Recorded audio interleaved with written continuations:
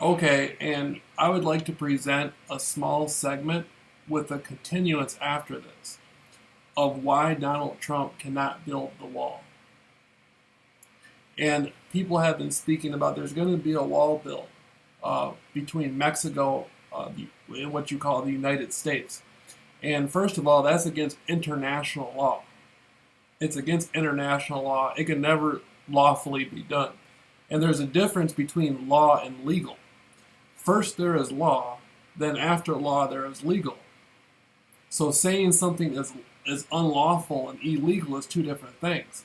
There has to be a law established. And then after that law, there's legalities and principles about the law. So there's law and legal. Law comes first. Okay. Now you have the United States of America. And there is claimed to be 50 states. And that's arguable. Then you have the question of what about Puerto Rico? Is Puerto Rico a U.S. territory? Okay, let's take it a step further. You have the Americas, North America, Central America, South America, and all the islands. So the islands in North America all the way down to the islands in South America, it's all the Americas.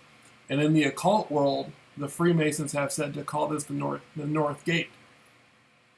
Okay? So Central America, El Salvador, is still America.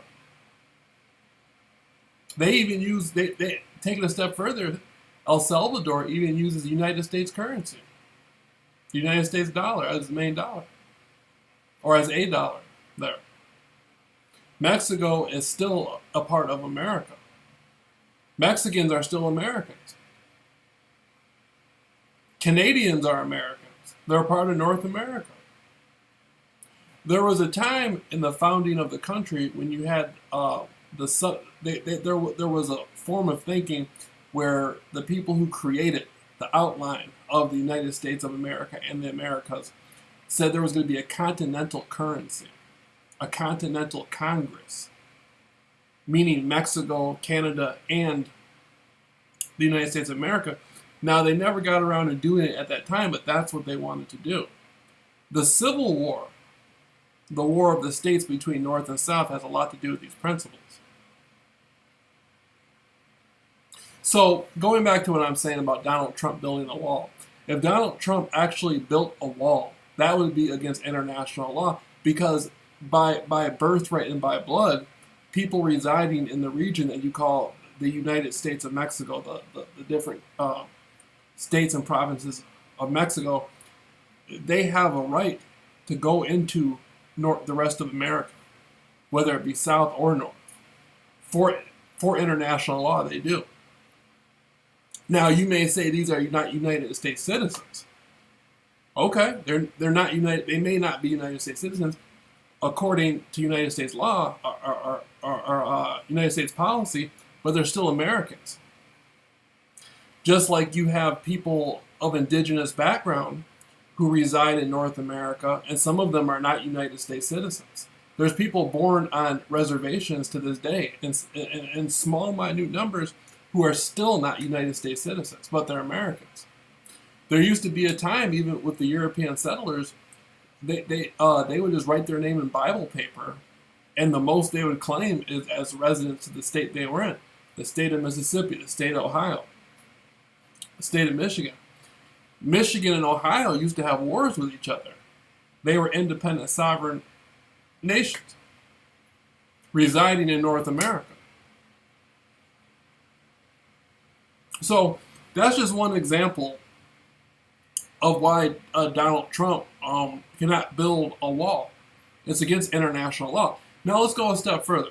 So the Mexican Constitution, originally, the first one coming out of the 1800s, was established with the principle of the Catholic Church. Of the Catholic Church being the national religion. Now, let me explain it like this. When you are born, your parents give you a name. When they give you a name, they're honoring a set of principles. They're honoring who came before them. When the Mexican Indians inhabited Mexico, and there were no Spaniards, they use indigenous Mexican Indian names. The Aztecs, the Mayas, the Incas, they had their own culture, their whole way of life, completely different than the Spaniards. The Spaniards brought a new language, a new religion to the land, and Mexicans were burnt through war and through genocide and through disease, biological warfare. The Spaniards would get blankets with diseases on them and just give them to the Mexican Indians, just to destroy their numbers, or kill their food, kill the creatures that they ate, the animals. So they would have no land to go to. They got them into a situation to where they got them agree to this religion, agree to this Catholic religion, now take on the Catholic names, the Catholic Christian names. So politically, the sovereign individuals, who you would know as Mexican Indian, their status was altered. They took on names of a foreign Christian nation and altered their name, giving the Holy Roman Empire jurisdiction over their political status in Mexico. Oftentimes, they would just burn people alive or drown them on their own land. So that's one form of jurisdiction that has been, you could even say, unlawfully created through duress, threat, and coercion, to get these people to agree to changing their political status through changing their names. Now, I'm not saying anything negative about the Catholic religion. I know that Hispanic people in the Mexico, Central American region have a strong relationship with Christian religion, Catholic religion. And many of them, I wouldn't see them wanting to change that, and nor should they want to. If that's their religious choice. I'm just speaking from a historical standpoint of how the modern political system and the law system has been created, the atmosphere has been created based on what had gone on in the 1400s, 1500s, and whatnot. So that's one form of jurisdiction. Then you got the Gregorian calendar. Just like in America, we go by the Gregorian calendar, January, February, March. Just like my name, Rawls. That's not an African name. My father is what you would call African American, but even the words African American, African comes from the Roman general Africanus, and American comes from America Vespucci. Those are names given from foreign Christian nations, from foreign political system, on the inhabitants. Okay, on the foreign inhabitants. So then you got the Gregorian calendar, which is a totally different system. And they've got these people dependent on the Gregorian calendar, the name change. Then there's been a system created, where you're born, where you say, what date were you born? Well, they're birthing you out of the Gregorian calendar with these new political names, a new religion. Even the street you live on. Such and such street is copyrighted by the city, the county, the township. Such and such names, of people ask you, when they come and ask you what date you were born, the Gregorian calendar, your name, foreign name. They can ask you other type questions like, hey, what are you? If Donald Trump was asking somebody in Mexico what race they are, what would they say? They would say, I'm Mexican. That's a nationality.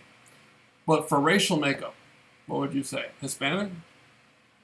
Is that actually a racial makeup? What identity is it? See, there's tricks these international policymakers make, and it's based on words and terms.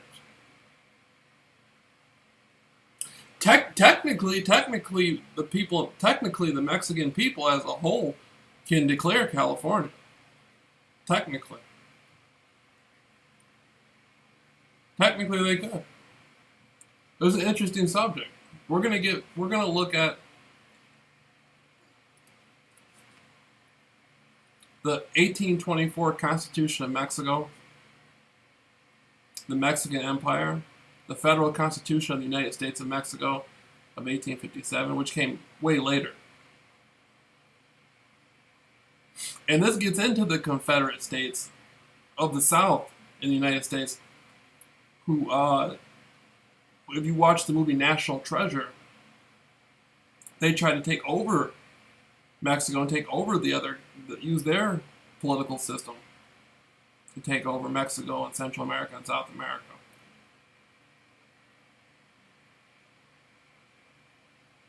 And we're gonna, after this, I'm still studying the Constitution of Mexico, and it's gonna take me a while to get a thorough view of it. I don't want to speak on it until I am precisely sure of what out of it I want to present. But this is the precursor to it, and in the future I will have it up.